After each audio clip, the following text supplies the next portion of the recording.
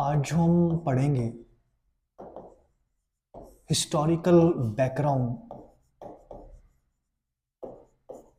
इस चैप्टर को हम आज डिस्कस करेंगे और पढ़ेंगे, और ये हमारा पहला लेक्चर रहेगा जो हमने वीडियो सीरीज शुरू की है स्पेशली पटवारी बैच के लिए। और इस तरह की हम सारे सब्जेक्ट्स हैं उनका एक एक सीरीज लेके आएंगे। अब यहाँ पे समझने वाली चीज़ ये है कि हिस्टोरिकल बैकग्राउंड इंडियन पॉलिटी के लिए है, और इंडियन पॉलिटी में क्यों इस टॉपिक की ज़रूरत है, क्यों ये पढ़ाया जाता है, इसको हम समझने की कोशिश करेंगे। लगभग 1600 के समय में 1600 के टाइम पर क्या होता है, एक ईस्ट इंडिया कंपनी बनती है। ईस्ट इंडिया कंपनी में सबसे ज़रूरी ये है कि ये ईस्ट इंडिया कंपनी बनाई किस तरह से गई थी। ईस्ट इंडिया कंपनी को अगर आप देखेंगे, ईस्ट इंडिया कंपनी का मालिक एक नहीं था। ईस्ट इंडिया कंपनी में काफ़ी सारे शेयर होल्डर थे। शेयर होल्डर का मतलब है कि बहुत सारे ऐसे लोग हैं जो क्या करेंगे, पैसा निवेश करेंगे, और बहुत सारे लोगों के द्वारा क्या किया जाएगा, किसी कंपनी का निर्माण किया जाएगा। ईस्ट इंडिया कंपनी में जो शेयर होल्डर थे उनके द्वारा 24 डायरेक्टर, 24 डायरेक्टर, उनकी क्या की जाएगी, नियुक्ति की जाएगी या उनकी अपॉइंटमेंट की जाएगी। जो कंपनी का जो ये डायरेक्टर हो गए बेटा, ये डायरेक्टर कंपनी में as a executive role play करेंगे। ये कंपनी के फंक्शन को, कंपनी को चलाने में क्या करने वाले हैं, मदद करने वाले हैं। और मेन फंक्शन इनका रहेगा कंपनी को किस तरह से चलाना है, किस तरह से ये अपना रोल प्ले करेंगे। एक तरह से कंपनी पूर्णतः इन पे टिकी हुई है कि ये कंपनी को किस तरह से आगे लेकर जाएंगे। ये 24 डायरेक्टर थे। खास बात ये भी ध्यान में रखना बेटा कि जो ये 24 डायरेक्टर है, ये भी डायरेक्टर वही आदमी बनेगा जो क्या होगा, ईस्ट इंडिया कंपनी के अंदर क्या होगा, शेयर होल्डर होगा। मतलब ये डायरेक्टर जो है, इन डायरेक्टर ने भी इस कंपनी में क्या किया होगा, निवेश किया होगा। ये कंपनी जब 1600 में बनती है तो इसका नाम है east India company. East India company का मतलब है कि ये क्या है, ये कंपनी एक चार्टर इनको मिलता है, और चार्टर का मतलब होता है बेटा रिटर्न ऑर्डर। अगर देखें, रिटर्न ऑर्डर का मतलब है हिंदी में लिखित आदेश इनको देते मिलते हैं या ये लेते हैं। इनको लिखित आदेश कौन देता है, लिखित आदेश इनको मिलते हैं किसके द्वारा, क्वीन एलिजाबेथ के द्वारा, क्वीन एलिजाबेथ वन के द्वारा।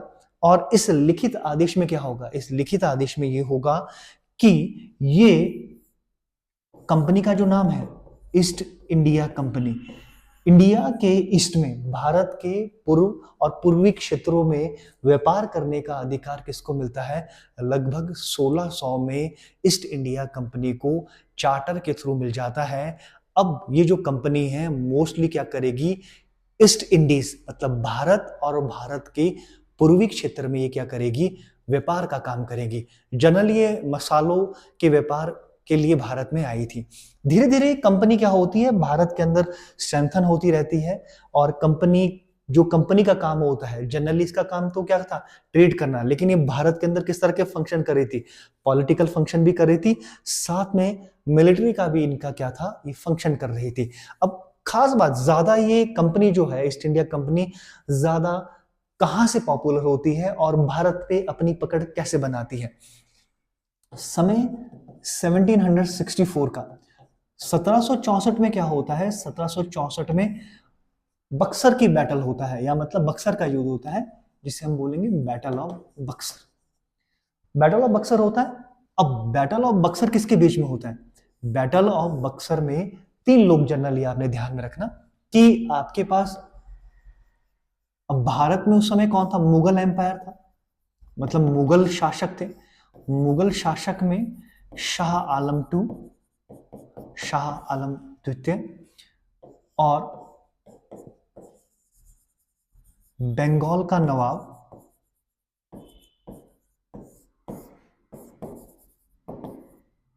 मीर कासिम,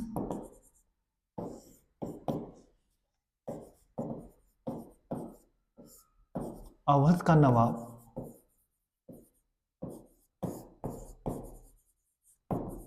शुजा उद्दौला। इन लोगों ने क्या बनाया, इन तीन लोगों ने इकट्ठे होकर, इन तीन जो जगह पे आपको मैं बताया, मैंने यहाँ लिखा है, एक क्या है, मुगल एम्पायर। मुगल एम्पायर के कौन, शाह आलम टू। बंगाल के नवाब कौन, मीर कासिम, देख लीजिए बेटा, बंगाल के नवाब आपके पास कौन, मीर कासिम। अवध के नवाब कौन आपके पास, शुजा-उद-दौला। ये तीनों इकट्ठे होते हैं, एक तरफ ये होते हैं, और इनकी बैटल किसके साथ होती है, इनका युद्ध किसके साथ होता है, इनका युद्ध होता है ईस्ट इंडिया कंपनी के साथ। ईस्ट इंडिया कंपनी की ओर से कौन था आपके पास, हेक्टर मुनरो था, हेक्टर मुनरो था। और ये बैटल होता है 1764 में। इस युद्ध में क्या होता है कि जो ये कंबाइंड फोर्सेस थी, ये कंबाइंड फोर्सेस क्या हो जाती है, हार जाती है, और ज्यादा पावर यहाँ पे किसके पास आएगी, मोटे मोटे तौर पर ईस्ट इंडिया कंपनी के पास। अब पावर को देखें, क्या पावर आती है 1765 में मुगल एम्पायर के द्वारा, मुगल एम्पायर के द्वारा क्या होता है, दीवानी जो राइट्स थे, ये काफी इंपॉर्टेंट है आपके पेपर के लिए, दीवानी राइट्स थे, ये किसको दे दिए गए, दीवानी rights given to East India company. दीवानी राइट्स जब युद्ध हुआ, ऐसे मान लीजिए बक्सर का जब युद्ध हुआ, तो बक्सर के युद्ध के बाद दीवानी जो ये राइट रहेंगे, ये दीवानी राइट 1765 में मुगल एम्पायर के द्वारा किसको दिए जाएंगे, ईस्ट इंडिया कंपनी को। लेकिन ये समझना जरूरी कि दीवानी राइट्स क्या थे। दीवानी राइट्स का मतलब है, इसका मतलब क्या रहेगा बेटा, इसका मतलब है आपके पास रेवेन्यू एंड सिविल जस्टिस। अगर हिंदी में देखें, रेवेन्यू का मतलब क्या होता है, आय। जो यहाँ पे टैक्स लगाने की जो पावर थी और टैक्स से जो कलेक्ट किया जाने वाला इनकम था, वो पहले किसके पास था, वो पहले मुगल एम्पायर के पास था। अब ये मुगल एम्पायर से किसके पास ट्रांसफर हो गया, ये ट्रांसफर हो गया ईस्ट इंडिया कंपनी के पास। और सेकंड, सिविल जस्टिस, मतलब वहां न्याय देने की, जो ये न्याय देने की, नागरिकों को न्याय देने की जो पावर भी थी, शक्ति भी थी, वो पहले किसके पास थी, मुगल एम्पायर के पास। तो ये न्याय देने की शक्ति और साथ में रेवेन्यू, मतलब वहां टैक्स लगाने की शक्ति और टैक्स कलेक्ट करने की शक्ति, ये पहले किसके पास थी, ये मुगल के पास थी।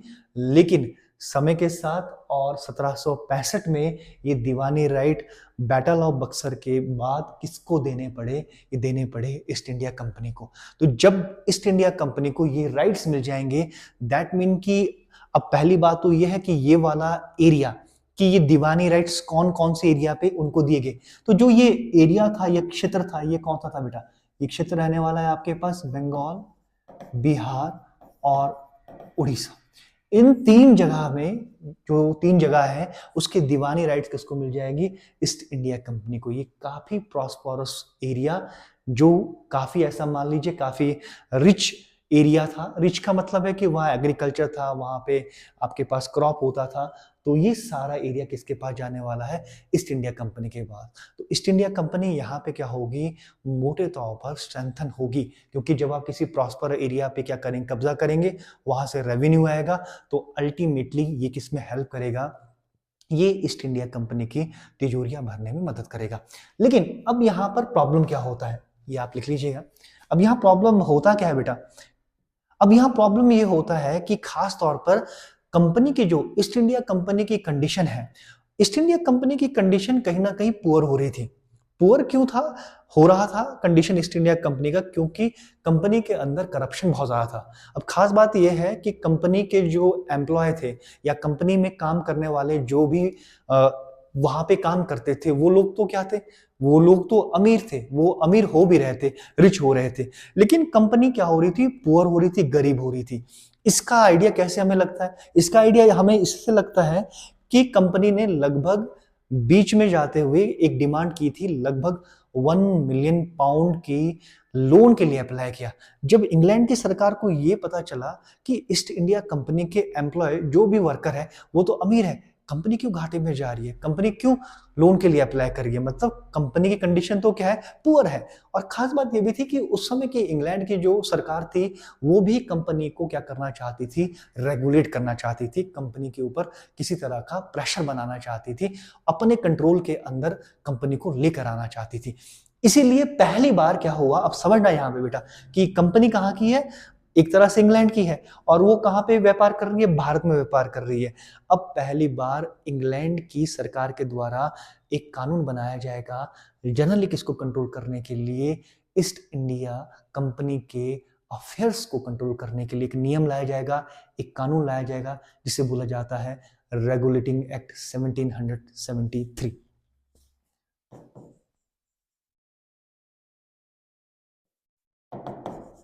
Regulating act 1773। मेन पर्पस क्या है इसका लाने का, main purpose to regulate the affairs of East India company. इसका मेन जो रोल था, या मेन इस कानून जो लाया गया था वो क्या था, मेन इसका जो फंक्शन था वो था ईस्ट इंडिया जो कंपनी है उसको क्या करना, मोटे तौर पर उसके जो फंक्शन है, पॉलिटिकल है, मिलिट्री का है, जो भी है, किसी तरह के फंक्शन है, उसको जनरल तौर पर क्या करना था, मोटे तौर पर रेगुलेट करना था। इसीलिए ये क्या लाया गया, ये रेगुलेटिंग एक्ट 1773 वाला लाया गया। अब जरा समझते हैं कि इस एक्ट के अंदर क्या क्या चीजें हैं। तो इसके अंदर क्या क्या पॉइंट्स रहने वाले हैं, अगर हम देखेंगे तो इसके अंदर जनरली जो पहला पॉइंट है वो क्या रहने वाला है, वो है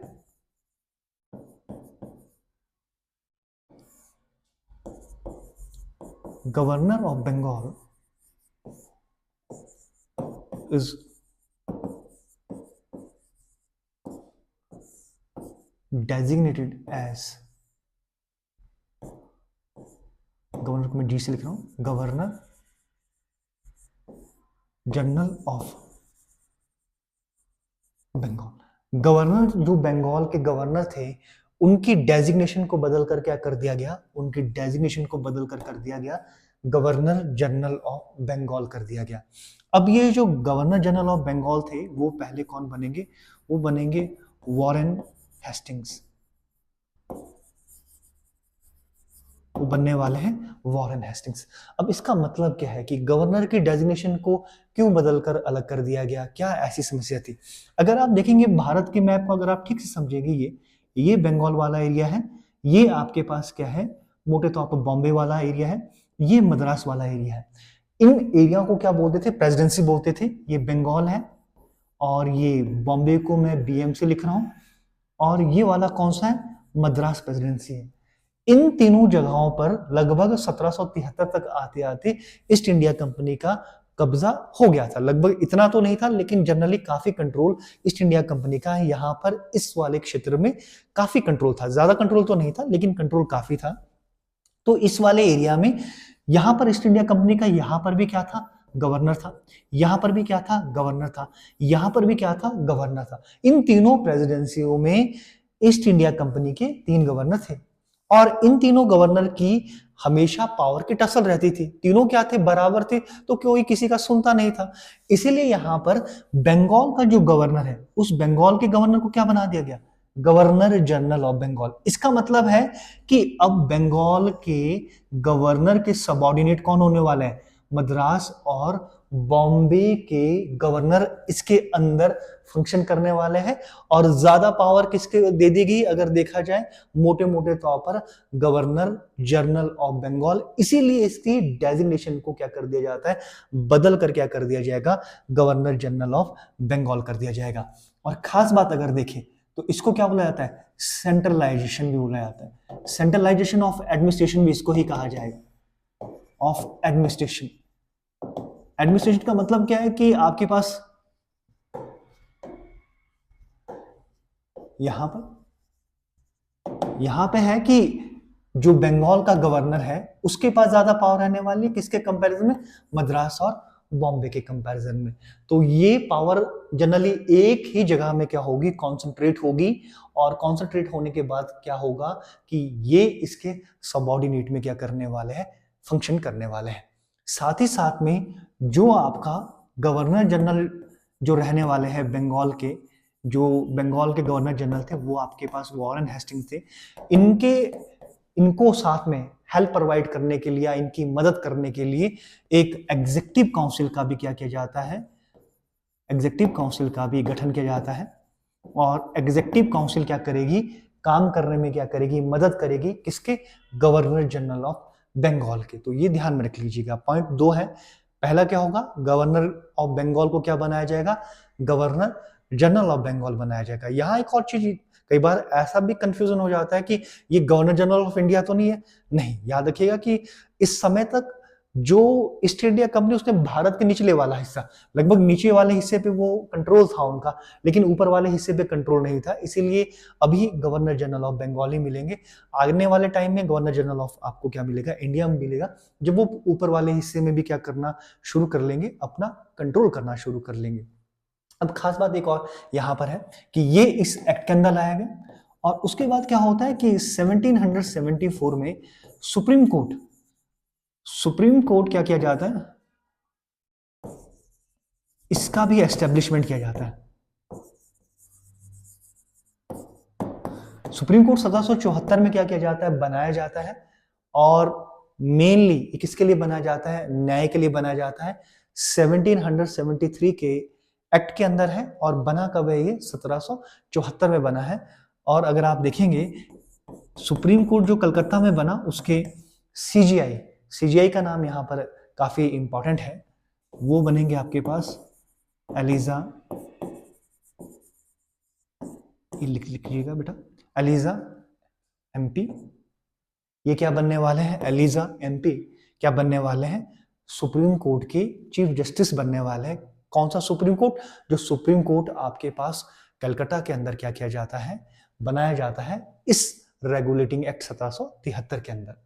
एक बार आप इसको देख लीजिए, आप इसको लिख भी सकते हैं पूरा।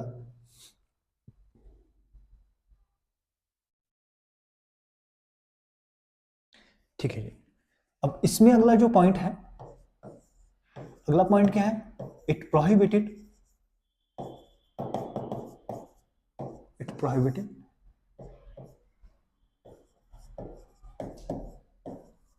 Servant of the company. इसमें क्या होता है, जनरली अपने ध्यान में रखना कि ईस्ट इंडिया कंपनी के अंदर रैम्पेंट करप्शन हो रहा था, बहुत ज्यादा करप्शन था, बहुत ज्यादा। वहां के जो, अगर आप देखेंगे एम्प्लॉय थे या कंपनी के जो सर्वेंट थे, वो क्या करते थे, पर्सनल ट्रेड भी करते थे। तो उसकी वजह से क्या होता था कि जो कंपनी है, कंपनी को लॉस होता था। तो इस एक्ट के अंदर क्या कर दिया गया, जो कंपनी के सर्वेंट है उनको प्रोहिबिट कर दिया गया। क्या, एक तो वो क्या कर सकते हैं, इंडिविजुअल ट्रेड नहीं कर पाएंगे, इंडिविजुअल ट्रेड उनका बंद कर दिया गया। और साथ में क्या है कि किसी भी तरह की ब्राइब या प्रेजेंट का मतलब यहां पर गिफ्ट, ये भी नहीं ये ले सकते। ये चीज याद रखना कि इस एक्ट के अंदर एक बहुत अच्छी चीज की गई ताकि करप्शन को रोका जाए ईस्ट इंडिया कंपनी के अंदर। तो जो ब्राइब लेते थे, घूस लेते थे, और साथ ही साथ में जो सर्वेंट ऐसे भी थे, कुछ एक ऐसे भी वर्कर थे जो क्या करते थे, इंडिविजुअल ट्रेड भी करते थे। कंपनी का तो व्यापार चल ही रहा है, लेकिन वो साथ में खुद भी व्यापार करते थे। उन सारी चीजों को यहाँ पर कर्व करने की, या उस पे जनरल यहाँ पर क्या कर दिया गया, मोटे मोटे तौर पर उस पे क्या लगा दिया गया, रोक लगा दिया गया, ताकि जो सिस्टम है कंपनी का वो ठीक से बना रहे। उसके बाद जो अगला फंक्शन है,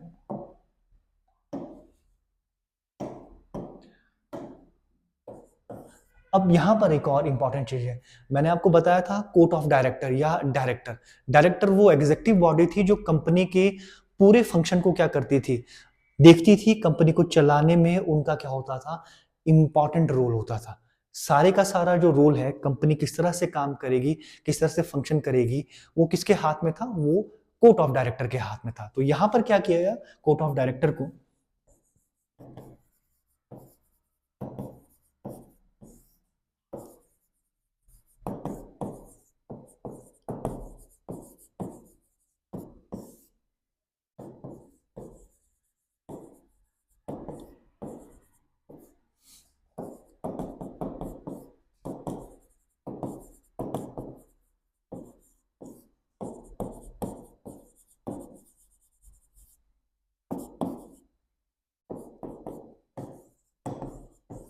टू ब्रिटिश गवर्नमेंट। अब यहां पे क्या हुआ, पहली बार ऐसा किया गया और वो स्टेप ये था कि जो कोर्ट ऑफ डायरेक्टर थे, उन कोर्ट ऑफ डायरेक्टर से क्या किया गया इस बार, इस एक्ट के अंदर, इस कानून के अंदर उनसे जवाबदेही मांगेगी कि भैया आप जो भारत के अंदर जब आप रह रहे हैं वहां पे सिविल चीजों पे कितना खर्च करते हैं, मिलिट्री पे आप कितना खर्च करते हैं, आपका रेवेन्यू कितना आता है, इसकी तरह रिपोर्ट हमें भी दिखाए, हमारी सरकार को भी दिखाए, हमें भी तो पता चले कि आप कितना मिलिट्री पे खर्च कर रहे हैं, कितना आप रेवेन्यू कलेक्ट कर रहे हैं और कितना आप वहां पे सिविल एडमिनिस्ट्रेशन पे खर्च कर रहे हैं। तो ये सारे के सारे पॉइंट जो जर्नली थे वो लाए गए और ये इस नियम के अंदर ये सारे पॉइंट थे। और जनरली मेन तौर पर अगर आप देखेंगे तो इन पॉइंट्स का और इस एक्ट का मेन फंक्शन यही था कि ईस्ट इंडिया कंपनी के अफेयर्स को क्या करना, रेगुलेट करना।